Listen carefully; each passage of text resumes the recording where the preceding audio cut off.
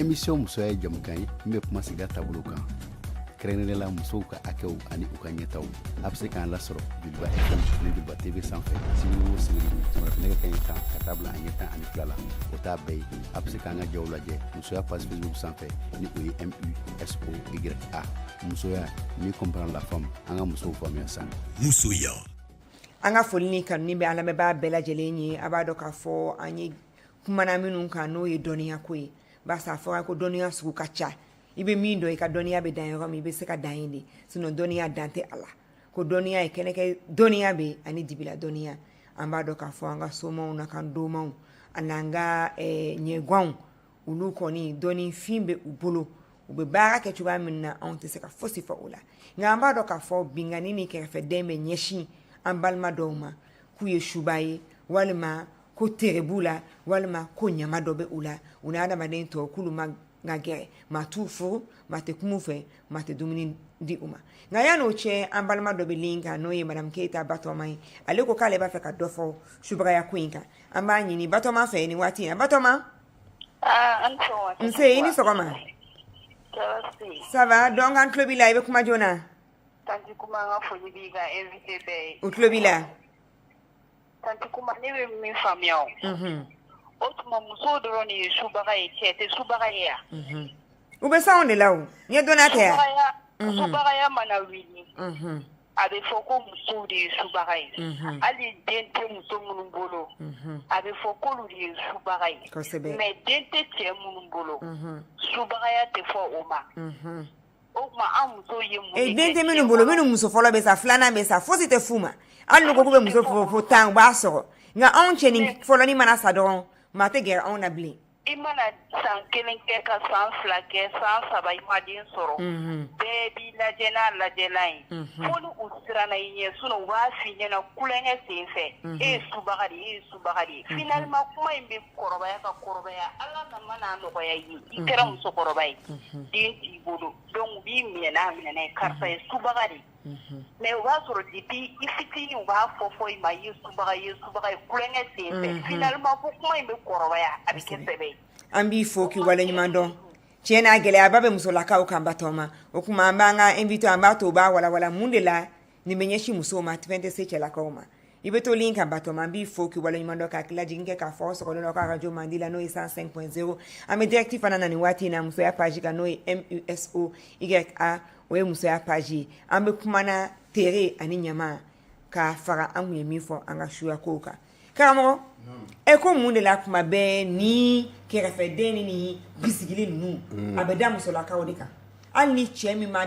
bange walima cɛ min muso fɔlɔ fatɔ la walima cɛ min yɛrɛ fa sara a ba sara fɛn tɛ fɔ o ma soit a denmisɛnnin ma bɛ se k'a ɲangi ou bien muso mais kiminikɔrɔ falen a nin na nin ko ninnu t'o sɛgɛrɛ dɛ mun na bon silamɛya ka kadiri kɔnɔ a ye an bɛɛ jugé k'an bila minɛn kelen kɔnɔ yan n'a fɔra ko muso ye subaga ye siga t'a la cɛ fana bɛ se ka k'a ye dɛ cɛ ni muso pilisi ni moyen de don donc suya bɛ se ka ye cɛ la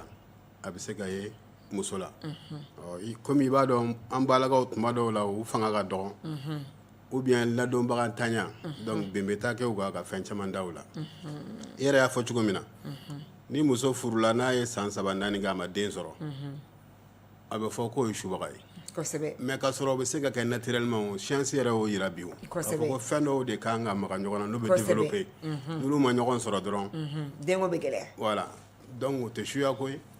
o ye tiɲɛ ni kalan kɛra dɔrɔn an bɛ ko caman faamu an ka fɛn caman bangebagaw n'an karamɔgɔw bɛɛ lajɛlen k'a kɛ to mais maa caman bɛ kojugu kɛ kunfinya barisa maaw yɛrɛ bannen don ka kow faamuya an y'an bɛnbaw ye o ma sigi tubabukan école la k'a fɔ k'u bɛ UOA mais dɔnniya min tun b'u la a tɛ anw bidenw na n t'a dɔn n'i b'a fɛ ka dɔ fɔ Gindo mun de la tuma bɛɛ anw de bɛ indexé munna violence ninnu bɛ ɲɛsin anw de ma n'an b'a fɔ violence faite aux femmes et aux filles walima violence basée sur le genre bon n y'a f'i y'a yɛrɛ ka kuma tɛ yan ko an ka musoya faamuya f'a yɛrɛ tila ko an ka faamuya sa voilà k'an ka faamu de mais pour que nin kɔlɔlɔ bɛɛ bɛ se muso ma o ye muso yɛrɛ ka position n'a ka gɛlɛya ye n'an y'a lajɛ o de kama fɔ ko complémentarité genre bɔr'o de kama cɛ ni muso an kan ka ɲɔgɔn dafa karamɔgɔ résumé ko plus ni moins c'est u tɛ ɲɔgɔn refoulé u bɛ taa ɲɔgɔn fɛ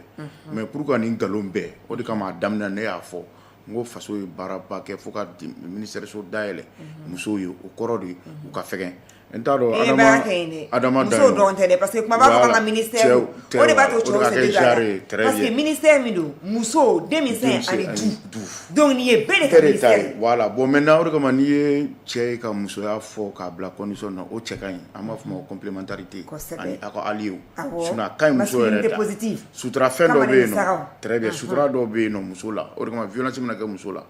a ka nɔgɔn a ka se ka a kɔnɔ dayɛlɛ a muso ɲɔgɔn ye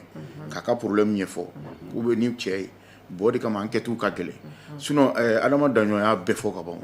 ko n'i bugɔtɔ ka fɔ subaga ye ou bien nin b'i la ka sɔn da mɔgɔ de t'i kɔ bon ne muso nombre lajɛ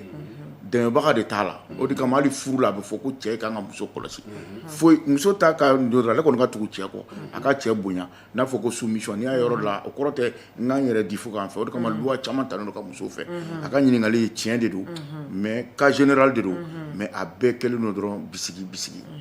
voilà musoya dɔrɔn kɔsɔn de don mais o yɛrɛ ala ka ko dilannen ka muso ni denmisɛnnin bilo la o de kama an bɛɛ k'an ka jɛ ka musow la kɔlɔsi bisigili fana sɔsɔlen bɛ sariya fɛ a bɛ komi i ye a tigi diffamé ou bien i y'a calomnie ou bien i ye fɛn wɛrɛ ta k'a da la ka sɔrɔ o tɛ o fana bɛ se k'i lase sariya sɔsɔ ma k'i don kaso la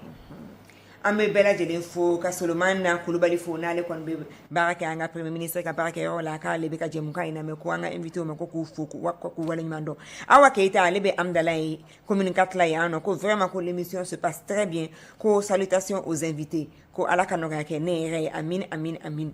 an b'an balima dɔ fana fo ale kɔni ma tɔgɔ ye yan nɔ mais a ko vraiment k'ale fana ka foli bɛ bɛɛ lajɛlen ye ko une femme ok ko quand aujourd'hui, j'ai 48 ans. Quand j'étais enfant, 18 ans, une femme 51 ans touchait ma tête et j'avais immédiatement mal à la tête. Est-ce qu'il y a une substance toxique de ou elle m'a dit qu'il faut qu'on fasse un choix. Je crois qu'entre ce qu'on fait, il faut là. Pour vous tenir. Et puis, il faut que vous reconnaissez smantlatom ou bien faire un sugar d'obé à la ni mais qu'il y a mini mais ni folie qu'à gueuler. Ni folie qu'à gueuler. Mais moi, il faut que janto ou deux ou qu'on a deux ou yoli là. Mais chama me faut que dibi un redemsenama livre de foragna ko chou baka ko les empoisonneurs de nuit ko parce que chama me poisonner ni fond de ke ou son du goro donc ou be guerre ila ou ba serika ibata ibe fato abe faut yidu ka soro duguma ko bate ika vigile en faut que di image terminé donc Abubakar Sidiki o nogo Abubakar Sidiki o nogo amba faut ka wala imando ko alefana mo vraiment émission intabolo ye adja kosebe Adama Jara ka bo kunyumani alete senga atenyina ko l'émission est très intéressante kabe imam fo ani gindo Amadou Traoré ka bo bangonina ko bonjour ma mère Kumba salut les invités de ma part vraiment ko bangonina ko luka réception ka gelen doni amba ni ou fait vraiment me barala alani ala sonama soni bangoni ko be asoro clinic ko émission be ka tikete ou le fait ko donc lu soko ko bololo le da no e muso ya page Facebook MUSO ike anga foli be obela jeli ala me bana kanu ba mama be ka flani watina amba ni offer bololo sa fa ka jemu kan emi ka tla ka partager ma que si ça na nga kuma minka shubra ya kofe oye terre na me se ka fo esprit vengeur ou bien aura ou bien karma amba do ka fo muso do ni kangala kaja fo ma kana ni muso infure ba sa bina che folo dun wala mani ise ngolo ni ndo chuba ndola minu se kunto ba be jenga kata kirafe ma chama ba fanya na ko nye ni muso infuro fo ki sa ite na folo mara ika dukono minu fara da mo sonendo ko mine yere da mo sonendo chuba mi be fo ni ko ni nta ko ni ba fie ite wa soro ite dunga fate sabati ba sa dani mo sonendo o ko no be do ke kungona meu ni be fok ma chama muso ani demission de ma chemunu da mo sonendo chemunu kangala kajan iba fa ko jirafu fo site fo uluma okuma atere ko na anyama ko o fona ya suya jume na benye shi muso la ka do ma ko fente fo chela koma regime ko ta do no opéré no ba sa télé fakale no na so ambese ni watina kan kara mo fo de musa ale mi so ka fo tere ko ka anga jangala me tere ye fɛn ye anw ka dɔnni na yan a bɛ danfɛn bɛɛ la danfɛn bɛɛ tere bɛ ji la tere bɛ kulu la tere bɛ mɔgɔ la tere bɛ bagan sugu o sugu n'i y'a ta anw ka dɔnni na yan dɛ n kan tɛ tubabula dɔnni ma dɛ ne kan b'anw ka dɔnni ma tere b'a bɛɛ la a ɲuman fara juguman kan ɲuman b'a la juguman b'a la nka juguman de man ka yɛlɛ ɲuman sanfɛ wa tere ye fɛn ye anw ka dɔnni na yan a bi yɛlɛma mɔgɔ tere bɛ yɛlɛma mɔgɔ fɛ saga tere bɛ yɛlɛma mɔgɔ fɛ wulu tere bɛ yɛlɛma mɔgɔ fɛ jiri tere bɛ yɛlɛma mɔgɔ fɛ ji tere bɛ yɛlɛma mɔgɔ fɛ comme mɔgɔ fana ta bɛ yɛlɛma u fɛ cogo min na donc tere ye fɛn ye a ɲuman fara juguman kan min bi don ka bɔ a bi don mɔgɔ la a bi bɔ mɔgɔ la tere ye o fɛn de min ye ɲininkali ye k'a fɔ ko a bɛ fɔ ko kari tere ka jugu ko an y'a ye ko a sen ngɔlɔnen don ko a kankala ka jan ko a ɲɛ bɛ taa kalaminɛ fɛ ko a tere ka jugu o bɛɛ ye bisigi de ye o bɛɛ ye bisigi ye ka tugu a caman bɛ yen minnu b'a fɔ a dɔnni kisɛ kelen t'u la u t'a dɔn tere yɛrɛ ye fɛn sugu min ye a dɔnni t'u la tiɲɛ don a ɲuman bɛ mɔgɔ la cogo min na a juguman b'i la ten ni sisan tɛ ni furu bɛ siri furucɛ tere bɛ lajɛ furumuso tere bɛ lajɛ u fila tere bɛ taa ɲɔgɔn fɛ wa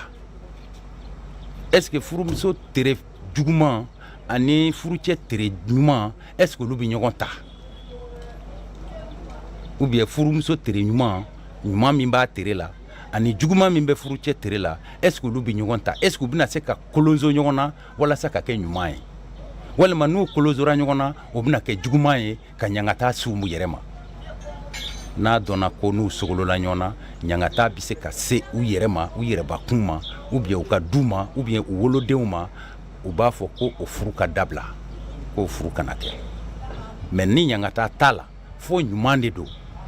e tere ɲuman ni ne tere jugu a bɛ fara ɲɔgɔn kan de ka sɔrɔ ka kɛ ɲuman ye donc o yɔrɔ la an b'a fɔ ko tere b'an bɛɛ la mɔgɔ nɔ t'i tere ye tere min b'i la i bɛ mɔgɔ de ɲini min bɛ se k'a to e bɛ juguman dɔ d'a ma a bɛ ɲuman dɔ d'i ma n'o kɛra u bɛ sanga ɲɔgɔn ma a bɛ dafa e ka ɲuman tɛ se ka wara kojugu ka tugu ale ye ka ɲuman dɔ minɛ ale ka juguman tɛ se ka wara parce que e y'a ka juguman dɔ minɛ donc aw bɛ se ka taa ni ɲɔgɔn ye ni ɲuman fila don a tere bɛ taa ni ɲɔgɔn ye a bɛɛ ye tere ɲuman ye a bɛ se ka taa ɲɛ bon donc o de don tere kan ka faamu ten de k'a fɔ k'u y'a fɔ ko ni muso in tere man ɲi a tere man ɲi e ma e Boubacar ma ka tugu e tere ale tere jugu e tere ɲuman tɛ s'a kɔrɔ mais i b'a sɔrɔ ne Fode ɲuman ne Fode Musa e tere muso in tere jugu ne tere ɲuman bɛ s'a kɔrɔ ka tugu n'a nana tere jugu ye ne bɛ ɲuman min a bɛ juguman min di ne ma ne ka ɲuman b'o o minɛ donc an fila bɛ se ka taa ni ɲɔgɔn ye donc o de don k'a fɔ ko mɔgɔ tere ka jugu an si tere ɲuman mɔgɔ si tɛ yen k'i tere ka ɲi kuda ye mɔgɔ si tɛ yen fana k'i tere ka jugu kuda ye o tɛ yen n'i y'a lajɛ cogo cogo ɲuman b'a la bon donc an kana ɲugu ɲɔgɔn na ka ban ɲɔgɔn na ka ɲɔgɔn kɛ ɲugutɔfɛn ye k'a fɔ ko a tere man ɲi a tere man ɲi cɛ bɛ yen ou bien muso bɛ yen min tere ka ɲi n'a bɛ se ka furu o ma a bɛ k'o furumuso ɲuman ye u bɛ se ka diɲɛlatigɛ kɛ ka denw sɔrɔ ka nafolo sɔrɔ ka diɲɛ fɛn bɛɛ sɔrɔ alors k'a fɔra ko a tere man ɲi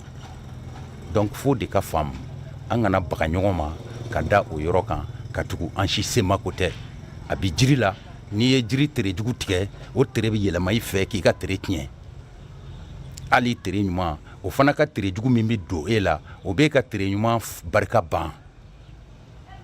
n'i taara yɔrɔ la n'i ye saga mara i fɛ yen saga min tere ka jugu a tere jugu bɛ yɛlɛma e fɛ ka e ka tere ɲuman k'o latunu o de y'a to a bɛ fɔ an ka fɛn tere ɲumanw ɲini an k'u mara an fɛ yen walasa tere jugu min bɛ an yɛrɛ la olu tere ɲuman baganw tere ɲuman ka an tere jugu yɛlɛma n'i ko muso in tere ka jugu bagan ɲini min tere ka ɲi o ka siri a ka so kɔnɔ n'o sirila a ka so kɔnɔ o b'a ka du kɔnɔ a bɛ dumuni d'o ma o tere ɲuman o bagan tere ɲuman b'a tere jugu datugu fo an k'o de faamu k'a fɔ ko foyi tɛ ten an bɛnbaw ma foyi dilan ten ka bila ɲɛ ten olu ye maanifinya de dilan u ka dɔnni bɛ maanifinya de kan maanifinya bɛ se ka sogolo ɲɔgɔn na cogo min na ka don ɲɔgɔn na ka bɔ ɲɔgɔn na cogo min na an ka bɛnbaw ka dɔnni b'o kan tere bɛ tali k'o yɔrɔ de la. Musoya! Mieux comprendre la femme. An ka musow faamuya sa. nin kun ye an karamɔgɔ Fode Musa Sidibe kumakan ye an b'a fɔ k'a dan sɔgɔ kan ni ko k'an ka donsow bɛɛ lajɛlen fo a ba n'a fitini an ka foli bɛ aw bɛɛ lajɛlen ka yafa fana ɲini n'a sɔrɔ jɛmukan in na an da sera kuma dɔ ma an kun kan ka n'an kun man k'a fɔ k'a dɔn k'a fɔ ko kelen dɔrɔn de ɲininka laɲini y'o de ye ɲangata ni mɔgɔw ka hakɛ min bɛ ka bunaki o ka se ka dabila tɔɔrɔ min bɛ ka lase an manifin ɲɔgɔn ma o ka se ka dabila an t'a fɛ ka gundo da kɛnɛ kan b'a san tɛ gundo ɲɛdɔn nka an kɔni b'a fɛ ka se ka balo lafiya kɔnɔna na ka se k'an ka hakɛw k'an bila o minɛn kɔnɔ an ka foli bɛ bɛɛ lajɛlen an kanubaa n'a lamɛnbaa bɛɛ lajɛlen aw sɔgɔlen don a ka radio mandi la n'o ye Joliba FM 105.0 ani a bɛ k'an filɛ Joliba TV News kan an ka foli bɛ aw ye kosɛbɛ kosɛbɛ minnu fana bɛ k'an ta bɔlɔlɔ kan an ka foli bɛ u bɛɛ lajɛlen an bɛ u bɛɛ lajɛlen fo an ɲɛ b'a la k'a fɔ Adama ale bɛ k'an lamɛn depuis États-Unis Washington an ka foli bɛ a ye Mariam Boyite Madame Tagame kɔɲɔmuso an bɛ fana fo k'i waleɲuman dɔn Neyisa Ture an ka foli bɛ aw bɛɛ lajɛlen ani 50 le combattant aw tɛ sɛgɛn aw tɛ ɲinɛ maa ma bɛ k'an fɛ bɔlɔlɔ kan bɛ tila k'an da don a la minnu bɛ fɛ ka ɲininkali poser bɔlɔlɔ kan u k'a poser ni Ala sɔnna an bɛ tila k'a kala musoya page MUSOYA karamɔgɔ imam n'o ye Ibrahim Musa Diallo ka bɔ Tɔkɔbugu an b'i fo k'i waleɲuman dɔn karamɔgɔ bɔra ka walawala farafinna bunakun kan fɛn min ye musulman diinɛ ye kɛrɛnkɛrɛnnenya la n'o ye kuranɛ ye ou bien sunna u kumana tere kan wa est-ce que musulmanya la tere bɛ yen tere bɛ silamɛya kɔnɔ kuranɛ yɛrɛ y'a fɔ mais silamɛw ka avis divisera ka kɛ fila silamɛw bɛnba k'a kan voilà a dɔnbaliya kama donc anw minnu ye sufiw ye ani an minnu ye tijaniw ye anw sɔnna ma k'a fɔ ko tere bɛ yen mais minnu ye sunnamɔgɔw ye olu ma sɔn a ma olu b'a kuma gɛn ka bɔ yen de toujours bon hakili la o fana y'u ka stratégie de ye ni fɛn min n'u m'a gɛn ka bɔ n'u y'a sogosogo mɔgɔw bɛ ban ma ɲɔgɔn na voilà donc hakili la o y'a dabɔ o de kama n'i ye kuranɛ sura lajɛ a bɛ fɔ o ma ko alhaka alhaka surat 69 ale ko alhaka ko jigini jigini ok donc o sura ni a daminɛ yɛrɛ la ala y'a fɔ ko adakaw k'olu ye ngalontigɛli kɛ ni alikiyama nali ye samudakaw fana olu ye ngalontigɛli kɛ donc ala ko k'a ye samudakaw ni adakaw a y'u halaki a ko samudakaw k'a y'u halaki u ka yaada kama adakaw a y'olu halaki ni fiɲɛ ye fiɲɛ min ye fiɲɛ bɔrɔkɛ ye an bɛ se k'a fɔ bi ko fiɲɛ cyclone fiɲɛ min ni fangaba b'a la mankan b'a la bɛ fɛnw kari donc ala ko k'a y'o fiɲɛ bila ka na u ma k'a kolon ka bila u kan sab'a layaalin wa samaniyata ayyam donc olu ɲagatila mun na su 8 ni fiɲɛ in bɛ ci ani tile 7 fiɲɛ in b'u kan a ma taa donc ko u ka tere de kama donc i b'a sɔrɔ o tun bɛ kojugu dɔ de kɛ min man ɲi donc ala taala ye o halaki ni fiɲɛ ye donc kuma lasurunyana dɔrɔn c'est à dire ni tɔɔrɔ y'i sɔrɔ don min na o don bɛ kɛ i ka tere don de a tɛ n'a fɔ sa ko tere jalen don i kan toujours a b'i kɔ comme Fode Musa y'a fɔ a bɛ yɛlɛma a bɛ taa ka na voilà donc ni exemple la sisan hali n'an ma mɔgɔ tɔgɔ fɔ mɔgɔ minnu nana fanga la an ka jamana kɔnɔ yan minnu ye fanga ta u ka fanga ta don o y'u ka nisɔndiya don de ye mais minnu ka fanga tiɲɛna don o y'olu ka dusumangoya don ye olu ka dusumakasi don ye donc a bɛ peser yan de dɔrɔn a bɛ lajɛ ni hakili de ye k'a fɔ ko min don a bɛ yen mais a ka gɛlɛn i k'i tɛgɛ ɲɛsin fɛn yɛrɛ ma k'a fɔ k'a filɛ sisan nɔ an bɛna Musa Gindo ma ale kɔni tɛna se ka caman fɔ nka dɔngɔnɔ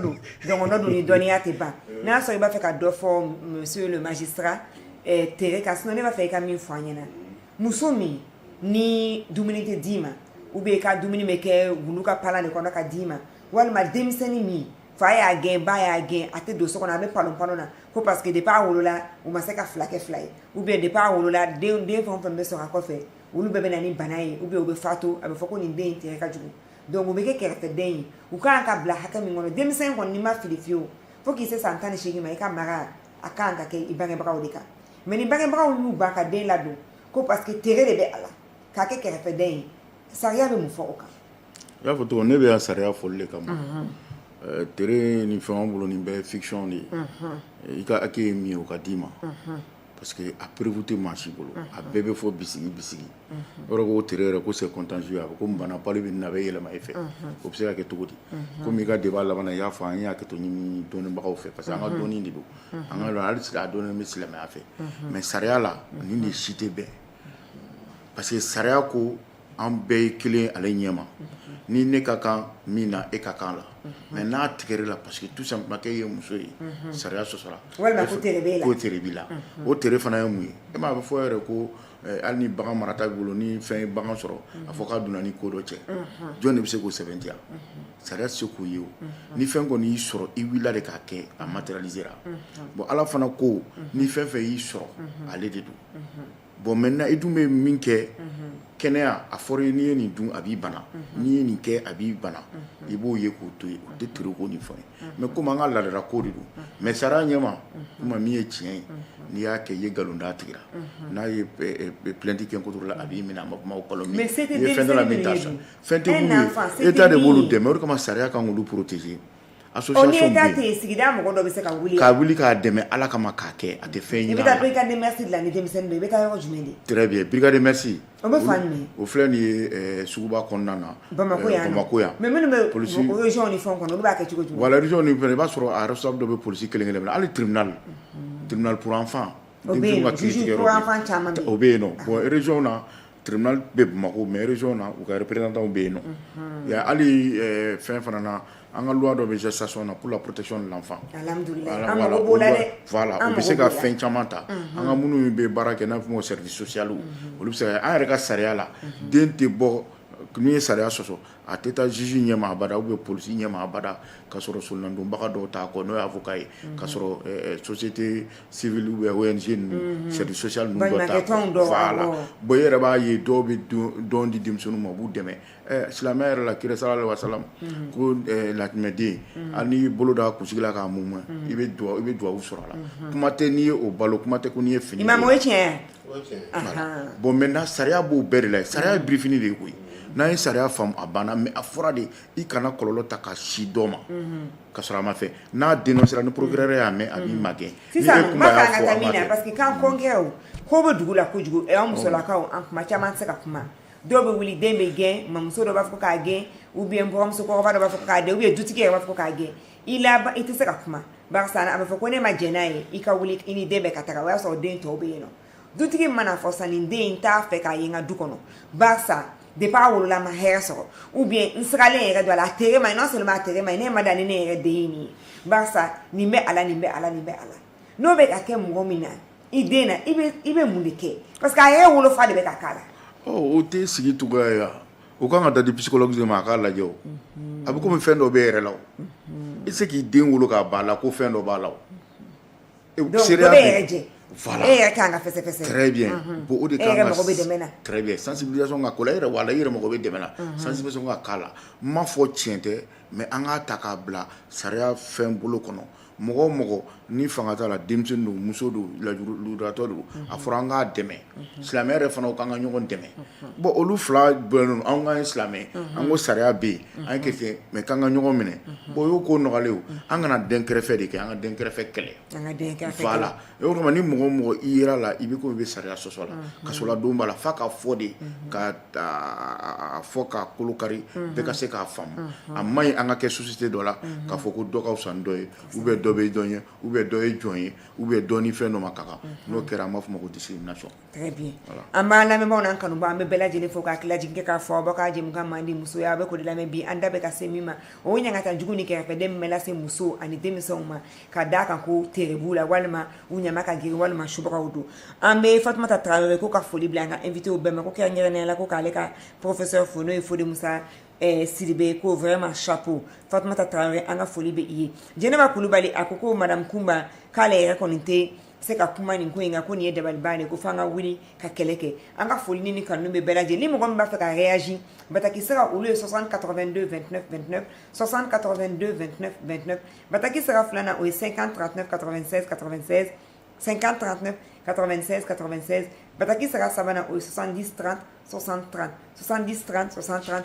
sɔɔni mana se an bɛ nɛgɛjuru sira olu labila nka yan'o cɛ ni maa min fana tɛ se ka don i b'a fɛ ne yɛrɛ k'i wele i bɛ bataki lankolon ci ma ni ala sɔnna ma ne yɛrɛ bɛ i wele m'a ɲini régie fɛ u ka karamɔgɔ Adama Daɲɔn ale fana ye dɔ sɔrɔ ka fɔ tere kan an ka jɛ an ka lamɛn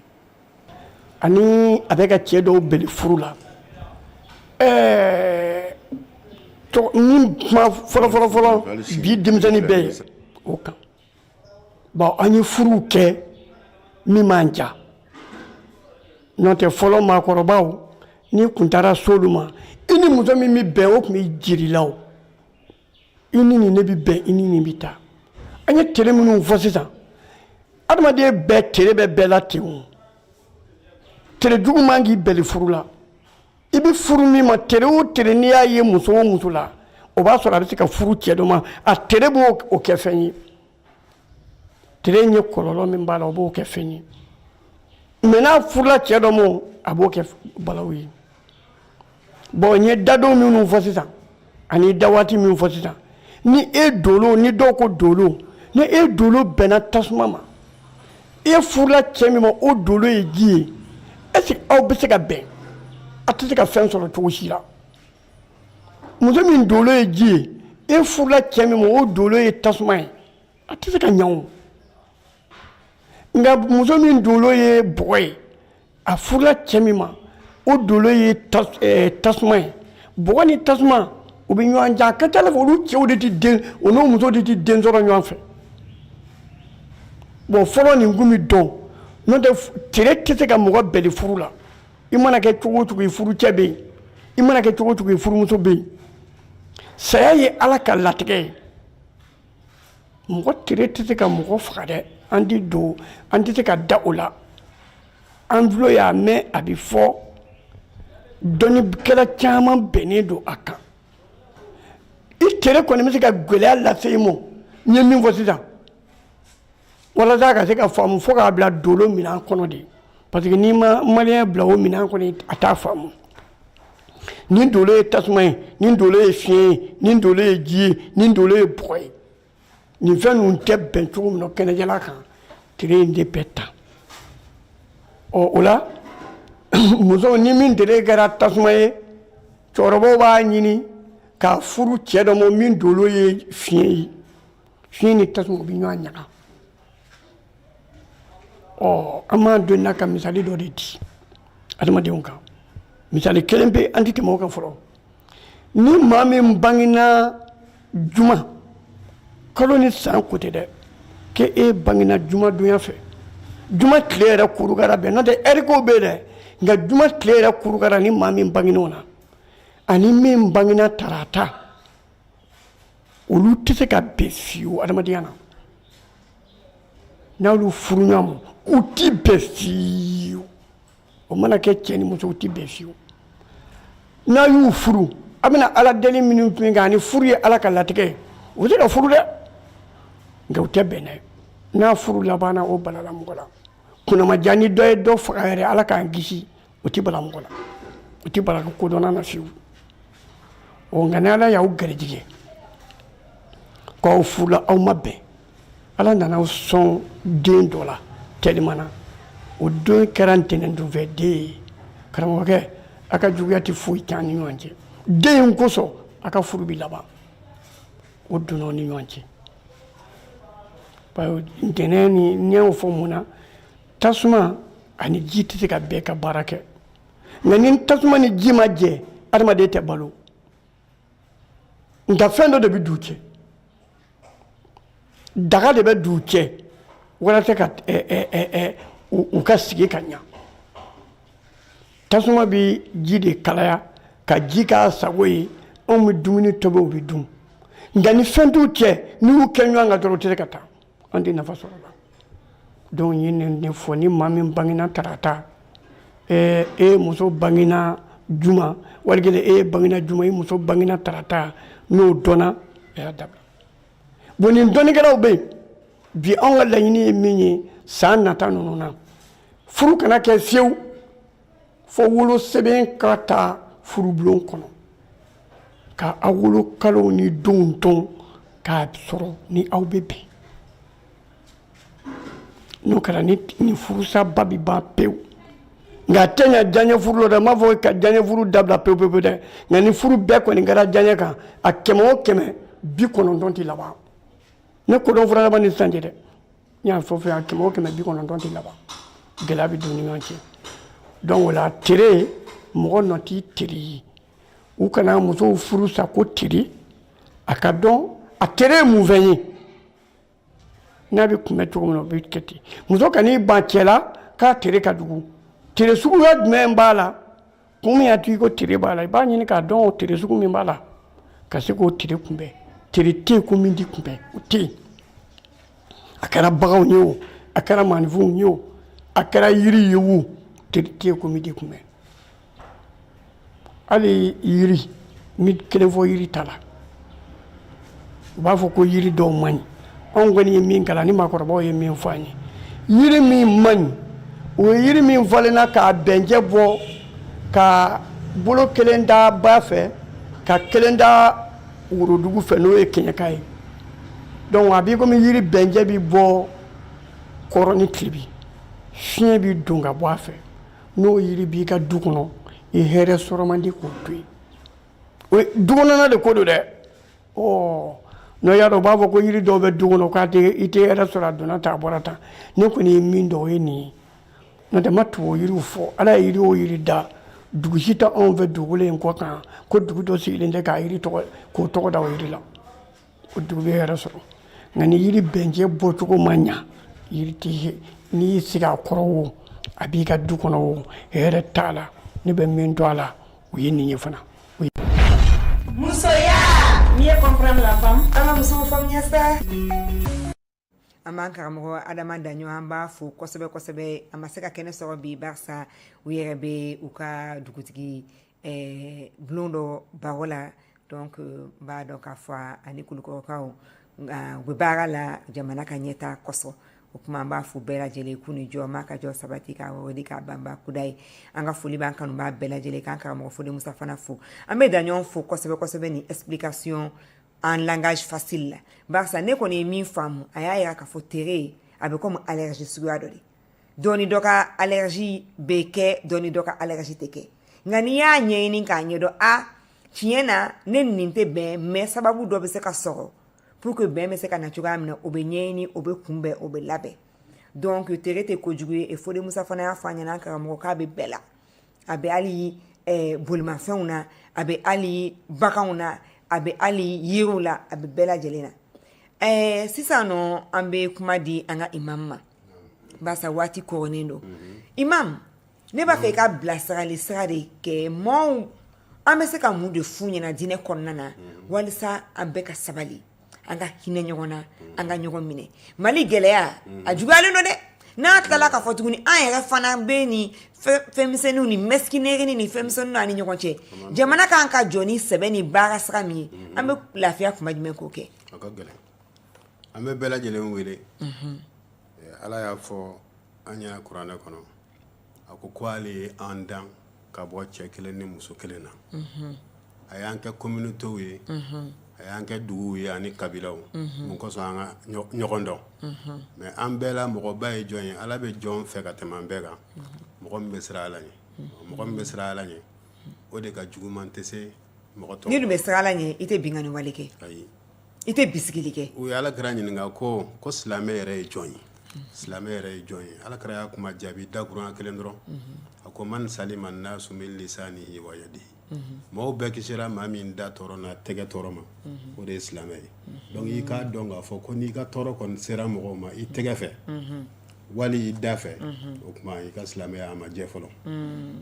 amanka numana la meba ningoni alaka ke na delikan duma ya kado onklo la nga ke klo kunandie amanga madame le ministre no ye bintu fune samaki amba fo kosebe nga fulani no antese ka fo ka fulani nyokonto no ene rebel mamuso professeur asetu mia amba fana fo kosebe ka folibla anga nyema obela jele maka folibla muso chesirele ombe manga muso chesirele nyo fo ibe kamalini sara fo de checha ma badebe odebe on farnya odebe on dusu odebe on berebere barso ya doka fo muso te fosi ni adama dente che ani muso on be nyogon de me anga foli ba anga dutigi nyuma onye anga foli ba balma ke nyuma onye ku be ni cha vraiment la kanto nyoni gino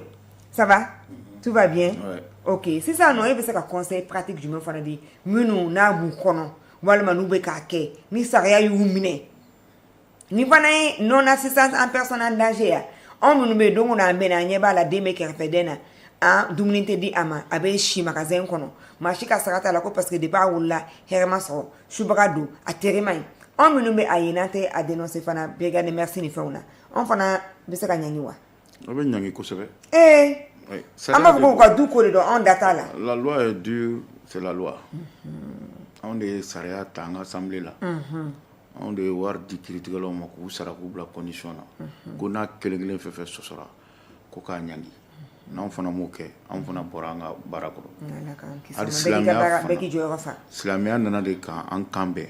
Ba misiri kono na misila fo ka isa fo clear au noro nyona ko ka utindo nyona. Pour ka mnyo soro misiri kono nga nyondo. Bon na fora ko kwembe ke soro. E islamie e be sariya dugu kono. E be téléphone ta ko film e te wuli ka tigi deme. A kumba e ka juguni tieni kala e. Ladilika mbe fo beki farati. Mais an b'aw fana fo aw télé ni radio na journaliste kuma e yɛrɛ ka wuli ka jɔ pour que muso ka kɛ ka di a b'o dénonciation min kɛ ko sensibilisation min kɛ parce que a bɛ fɔ ko an sara barakɛlaw k'an ka kuma man ca n'a fɔ ma ko devoir de réserve o b'an ka fɛn kɔnɔ mais bi muru k'an bɛ bɔ ka kuma parce que dan tɛmɛna kuma caman bɛ fɔ ko juge dɔn don fɛn caman bɛ kɛ k'u ɲɛ b'a la k'u tɛ kuma n'aw ma bɔ k'aw bilasira k'a fɔ ka kalaban a koloba kari surtout a caman sɛbɛnnen don a caman man kalan ananga doni kala ne ko Mali c'est une fierté pour moi d'être malien parce que fin bɛ bien n'an sɔnna an b'a kɛ wa bɛɛ bɛ dɔ dɔn i ka compte la mais sariya bɔ an bɛ se k'o tubabu fɛn don mori comme tubabu sariya bɛ taa fɔ k'an k'an ka environnement lajɛ n'an n'an ka sigida bɛ taa bon n'o sariya sugu bɛ yen a tɛ gɛlɛya nati a bɛ nɔgɔya de la nati n'an sera k'o farati nɔgɔya fɛn wala n'an sera k'o faamu dɔrɔn a bɛ nɔgɔya o de kama farati b'a la an bɛɛ k'an kɔlɔsi an bɛɛ k'a dɔn an kan ka min kɛ n'a ye min ye bolo la an k'a dénoncer n'a ye min ye bolo la an ka wuli k'o tigi dɛmɛ an ka lase fanga la o la bɛ se ka nɔgɔya mais sinon n'a kɛra fɛn fɛn yera la i sigilen o ko n da t'a la o nana baga ma e dun ma wuli k'i da don a la e ma taa ka taa fɔ fana o de fana bɛɛ ka droit ye voilà o ladilikan min bɛ fɛ k'a fɔ an bɛ bila ka a diyara n ye kosɛbɛ kosɛbɛ ni maa min b'a fɛ ka réagir an bɛ nɛgɛjuru siraw labila nin waati in na 20 72 02 93 20 72 02 93 20 72 02 93 ni mɔgɔ min b'a fɛ ka kuma Subraya ou bien Tere ou bien Ɲama an da bɛna se min ma sisan an b'a dɔn k'a fɔ a bɛ fɔ an ɲɛna depuis an fitinin ko fɛn bɛɛ hakɛ bɛ to fo ye adamaden ɲɔgɔn hakɛ i ye tɔɔrɔ min se maa o maa t'a dɔn alimami ni tiɲɛ don a bɛ fɔ ko ala b'a fɔ k'a bɛ yafa fɛn bɛɛ ma f'i ye min kɛ i maanifin ɲɔgɔn kan k'i k'o yafa ɲini o yɛrɛ fɛ k'ale da tɛ o la o kuma ye tiɲɛ ye o kuma ye tiɲɛ ye a sabatilen don hadisa la k'a fɔ ko ala ka yafa ka bon mais i ye fɛn min kɛ mɔgɔ la k'i tugu ka kɛ fo o tigila mɔgɔ yɛrɛ ka yafa sinon ala tala t'o yafa o yafa baliya n'a tigi se t'a ye dabali t'a ye k'a ta sara k'o de bɛ na ni kɔlɔlɔ dɔ ye n'an b'a fɔ o ma ko ɲama hakɛ ni maaw ka hakɛ bunakila k'a bɔsi u la u fana ka hakɛ min bɛ kɛ e kan k'o de ye ɲama ye an y'an karamɔgɔw ɲininka Adama Daɲo ale ye min sɔrɔ ka fɔ ɲama kan sisan an ka jan an k'o lamɛn minnu fɛ kunna kojugu kɛ musomisɛnninw na nin ko subaw don yadɔ bɛ kunna ko dɔ de k'u la a juru bɛ sara la o an b'a fɔ ko faamaw ka wuli ka hakɛ to a la wa o hakɛ min filɛ o ye dɛ anw ne ka fɛn la o de ye ɲama ye a tigi ɲama de bɛ bugi la ninnu yɛrɛ tɛ sa ni ko dɔ min sɔrɔ o an b'a fɔ hakɛ de ma ko ɲama donc n'i ye kojugu kɛ bɛɛ ɲama bɛ wuli la ɔ ni fanga bɛ yen fanga bɛ sariya min boli i kan o de bɛ dɔ bɔ ɲama in na o kama ko cɛkɔrɔba an ka fɔlɔ maakɔrɔba caman tun bɛ yen n'a fɔra k'u denw ye kolankolon kɛ n'u kun taara fanga na ka tugu to yen u tɛ t'u nɔfɛ fiyewu hakɛ min bɛ yen fanga b'o b'u la o de bɛ dɔ bɔ ɲama in na n'o tɛ n'u t'a tora ten mɔgɔkɔrɔbaw b'a dɔn u b'a kɔlɔlɔ sɔrɔ diɲɛ kɔnɔ yan hali olu salen kɔ u y'i den b'a kɔlɔlɔ sɔrɔ o kɔlɔlɔ in de bɛ wele ko kara n y'a fɔ kara i ye faw ye min kɛ olu faw ye min kɛ i bɔnnaw ye kojugu min kɛ mɔgɔw la o de bɛ sara la o de ye kara ye o de ye kara ye ɔ nɛni i taara bila ko dɔ ko dɔ wulila ko gɛlɛyara nka hali bi an bɛ segin dɔɔni musomisɛnnin minnu ni bama kunna k'u la musow la k'u tere b'u la tiɲɛ de tɛ o ye tere si tɛ se ka maa bɛɛli furu la k'o de bila bama kan k'o ye binkani de ye wa tiɲɛ fana tɛ wa dɔnni dɔgɔya fana don ka se maakɔrɔbaw ma tere tɛ se ka maa bɛɛli furu la o ɲama in dɛ o de ye hakɛ ye o de ye arabuw de ko ma ko hakɛ ko n'i ye ko kɛ hakɛ de bɛ bɔ i la wali kelen i bɛ kan wɛrɛ kɛ fo an ka hakɛ dɔn ko diɲɛ kojugu bɛɛ hakɛ b'a bɛɛ la hakɛ bɛɛ cɛ ni muso cɛ hakɛ bɛɛ den ni masa cɛ o de kama a bɛ fɔ bamananw k'a ma ko ɲama a bɛ wuli la koyi diɲɛ kɔnɔ a bɛ wuli la alikiyama a bɛ wuli la siga foyi t'a la a bɛ wuli la a bɛ wuli la a bɛ wuli kɔ la mɔgɔ minnu filɛ kɔnɔ mɔɔw dɔɲɔ bi k'u ka hakɛw dara k'o la siga kan n'i bɛ fɛn o fɛn dɔn a tigi salen kɔ i b'a fɔ i denw ye k'a bila a denw fana bɛna tɔɔrɔ sɔrɔ dugukolo kɔ kan a n'a mɔdenw siga foyi t'o la a sigana tɛ dɔnnikɛla ɲɛnama si la o de kama mɔgɔw bɛ siran hakɛ ɲɛ nka ni fangatigiw ye fanga de boli a tigi kan belebele bɛ bɔ a hakɛ la belebele bɛ bɔ a hakɛ la canikɛla fɛn o fɛn nin ye cani na n'a sɔrɔla ni min yɛrɛ tora a ka cani na o m'o fɔ dɛ nka ni faamaw y'a minɛ ka taa ɲangata fana k'a bila k'a ye alimani dɔ sara caman bɔra a ka hakɛ la an ka maakɔrɔba caman bɛ yen bi k'a minɛ anw si kɔni kisaw la ka yɛlɛ anw tɛ maakɔrɔbaw ye nka k'a minɛ anw si kɔni kisa la ka yɛlɛ ni ko o ko y'o ka mɔgɔ sɔrɔ ala kan'a kɛ hali n'a ka mɔgɔ tora ajidan na ni a nisɔngɔ sara ko kuma fɔra fanga fɛ o b'a fɔ k'olu yafara an ka foli ni kanu bɛ an karamɔgɔ adama daɲɔn ye kosɛbɛ ka ɲini bɛɛ lajɛlen fɛ u ka faamuyaliko ɲuman sɔrɔ nin kuma ninnu na ka yafa fana ɲini mɛ wajibi de don n'an y'a ye tɔɲɔ bɛ ka da an ka jamana kan jamana tɔw bɛ pani na olu bɛ ka taa ɲɛ kuma min na halisa an bɛ ka segin moyen âge kow la barisa an b'a dɔn k'a fɔ ni bisigili ni bingani ninnu a tɛ fosi lase jamana ma ni kɔlɔlɔ tɛ mali kan ka dɔnniya de ɲini mali kan ka kalan de ɲini mali kan ka ladon de ɲini mali kan ka baara de ɲini barisa an kan ka jamana jɔ de o tɛ se ka kɛ cogoya si la tɔɲɔ ani hakɛ bunakiliw kɔnɔna na o kuma an bɛ karamɔgɔ Fode Musa an b'ale fana lamɛn nin waati in na ale ye min sɔrɔ ka fɔ hakɛ kan n'i ko hakɛ o ye juguman ye mais n'i ko hakɛ o ye ɲuman ye musow bɛ girin na jamana in fan bɛɛ ko musow ka hakɛ ko musow b'u ka hakɛ ɲini u ka kan ni min ye mais i ka kan ni min ye n'o ma d'i ma yɔrɔ min o tuma na e hakɛ de bɛ wuli o yɔrɔ la e ka kan ni min ye ne den bɛ n bolo a ka kan n k'a don kalan na a ka ko faamu a ka ko dɔn ni ne m'a don kalan na a ka hakɛ ma dafa n'a ka hakɛ ma dafa a ka hakɛ in de bɛ kɛ hakɛ ye ne kan fo an k'o yɔrɔ faamu donc k'a fɔ ko musow ka hakɛ mais musow ka hakɛ bɛ ɲini kɛ mais musow ka hakɛ ɲinini kana to u bɛ hakɛ se cɛw ma ou bien u bɛ hakɛ se u yɛrɛ ma o de b'an ka jamana in kɔnɔ o de ye kow tiɲɛ yɔrɔ ye ka tugu an t'a kanw mɛn an t'a faamu an b'a fɔ hakɛ hakɛ hakɛ mais n'i ko hakɛ o ye tɔɲɔni ye n'i ka hakɛ ma dafa i ka kan ni min ye n'o ma dafa donc e hakɛ de bɛ wuli n'i ko k'i b'a fɔ kuma wɛrɛ la anw ka fɔcogo wɛrɛ la anw b'a fɔ n ko ɲama n ko y'i ɲama de ye ni mɔgɔ min ka hakɛ dafara ɲama t'a la mais n'i m'a tigi ka hakɛ dafa o hakɛ dafabaliya in de b'a to a tigi ɲama bɛ wuli ka tugu e kɔ a bɛ komi n'i y'a tigi bugɔ e ma fɛn kɛ ne na ni n bagari ma k'i bugɔ bugɔli t'i ka hakɛ ye i man kan ni bugɔli ye i parce que i ma fɛn kɛ n ka baga ma k'i bugɔ ten donc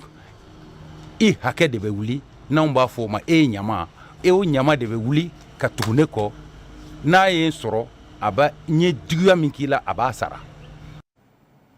imam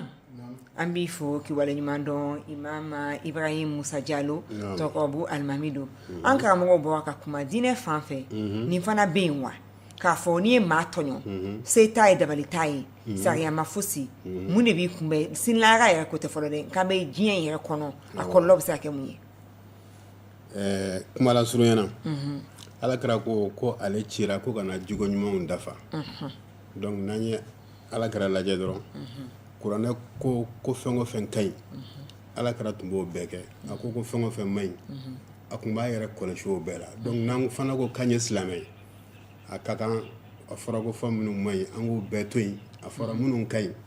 an ka tugu olu bɛɛ lajɛlen kɔ o tuma hakɛ ka u ka kuma dafa hakɛ ye mɔgɔ ni fɛn min ka kan n'a ma d'i ma o y'i jɛlen i ka hakɛ la hakɛ fana i bɛ kan ka fɛn min d'i ma n'o ye niyɔrɔ ye i kan k'o ɲini tuma dɔ parce que kuma caman ni mi i niyɔrɔ ɲini fɛn min kan ka d'i ma a tɛ d'i ma ka sɔrɔ a bɛ y'i ta don o tuma silamɛya b'a fɔ k'a fɔ ko mɔgɔw ka hakɛ ka d'u ma n'u y'a ɲini ala k'an ni sababa bɛn amin imam b'a fɛ i ka an ka bilasira laban i k'o fɔ an ɲɛna ni maa min yɛrɛ b'a fɛ k'e ɲini ka yɔrɔ dɔn nɛgɛjuru sira dɔ bɛ sɔrɔ wa n ka nɛgɛjuru sira ye 76 03 55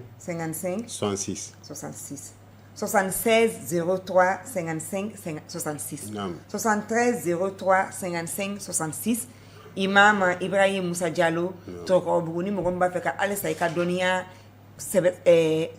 dɔ fara kan ka taa diinɛ fan fɛ nka ka taa fana ni adamadenw bɛ sigi ni sigi bolo minnu ye fɛn min ye terew fɛn min ye ɲama ye fɛn min ye subayaw ye a dɔn i bɛ se ka kɛ cogoya min na diinɛ minɛn kɔnɔ ka sɔrɔ i ma ala sɔsɔ baara kɛ an b'i fo k'i waleɲuman dɔn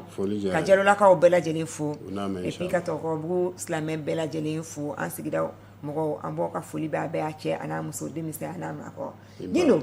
ça va i y'an ka karamɔgɔw fana lamɛn o sisan nɔ e ka bilasirali sira bɛ kɛ ninnu ye ni maa minnu ka hakɛ buna kelen d'u la n'u u b'a fɛ k'u tato ala ma nka karamɔgɔ ko n'i ye lamɛnni kɛ ka ɲɛ tato ala ma in a da man di min yɛrɛ b'a kɛ la barisa ko ni sariya y'i ɲangi ko bɛ dɔ bɔ ɲama na ɲama dun ka ti to ne m'a sara comme justice la aw ko cogoya min na ko justice la ni coupable ye ko ne sara i denw ta o tɛ minɛ i nɔ la nka a bɛ comme nature la loi de la nature tant que a hakɛ ma bɔ tant que injustice ma réparé ne tɛ yen maa ma joli bɛ i joli bɛ maa ma la o bɛ se ka kɛ a kɔlɔlɔ ye donc je pense que loi classique nin t'a la b'a wele cogoya min na o ka boli kan o da ka di la parce que au moins si n'i ka peine purgée o y'a bannen donc t'a dɔn e ka bilasirali kuma bɛ kɛ mun de ye i bɛ babu in kan bilasirali kuma dɔrɔn nisɔndiya de don parce que ni nin fɛnw ma ɲɛfɔ mɔgɔw t'a faamu parce que an bɛ saradugu la an bɛ farati wa fɔlen b'a dɔn caman i t'a tɔmɔ a la alimami ye a bɛɛ fɔ silamɛya kan an ka dɔnbagala mɔgɔw minnu bɛ an ka tradition dɔn olu bɛɛ y'u ta fɔ kuma n'i y'olu bɛɛ fara ɲɔgɔn kan kɛra komi kalanso ma sisan hali bi an ye min lamɛn bi ka min fɔ bi an ka kɛ an tagabolo ye o bɛ se ka tiɲɛ caman bɔ a la o de kama min ka jugu sariya la tun bɛ taa n ta sara o de kama sara bɛ wuli joona k'a kɛ an ka sigiɲɔgɔnw bɛ sigidaw bɛ cogo min ni fɛn dɔ tora ten dɔ b'a fɔ a salo u ye nin kɛ n na n fana bɛ taa n ta sara o ye vajansi ye tajuru sara la a tɛ bɛn silamɛya la a tɛ bɛn fɛn na o ɲininkali min bɛ kɛ tuguni an bɛɛ k'an kɔlɔsi an k'an bolo di ɲɔgɔn ma an ka hinɛ ɲɔgɔn na an ka ɲɔgɔn ladon an bɛɛ ye kelen ala ɲɛkɔrɔ mɛ an yɛrɛ kana farati fɛn don an ni ɲɔgɔn cɛ nin ye muso ye nin ye denmisɛnnin ye ou bien nin ye ɲamatɔ ye nin ye teretɔ ye o bɛɛ bɛ ala de bolo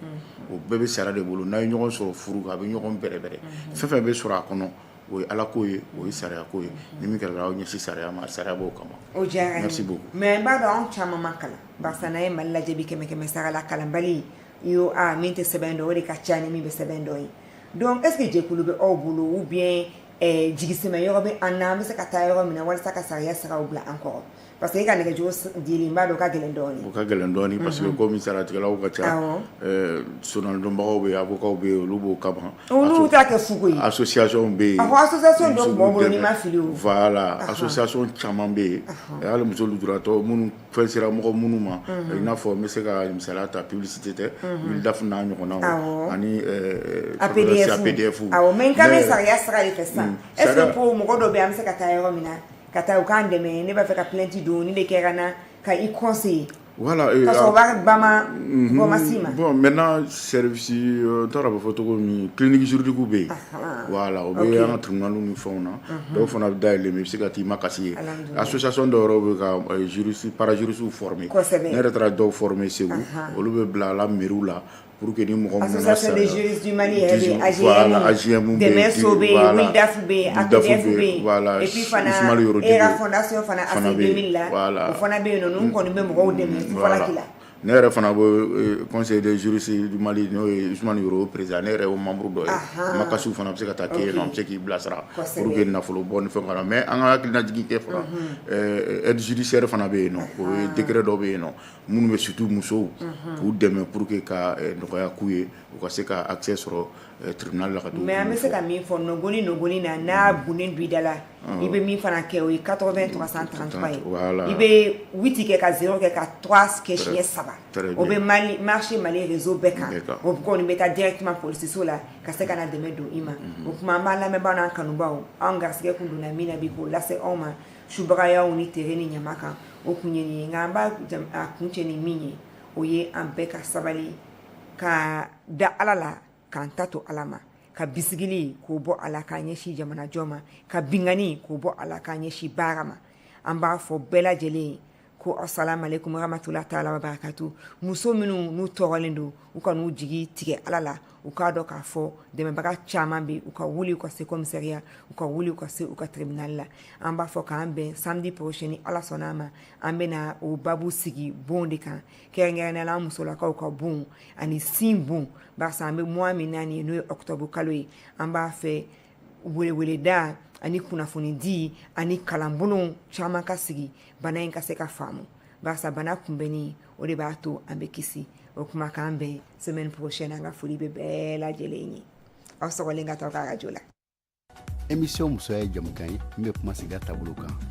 kɛrɛnkɛrɛnnenya la musow ka hakɛw ani u ka ɲɛtaw a bɛ se k'an lasɔrɔ Joliba FM ni Joliba TV sanfɛ sibiri o sibiri wulafɛ nɛgɛ kanɲɛ 10 ka taa bila a ɲɛ 12 la o t'a bɛɛ ye a bɛ se k'an ka jaw lajɛ musoya page Facebook sanfɛ ni o ye MUSOYA musoya ni comprendre la femme an ka musow faamuya sa musoya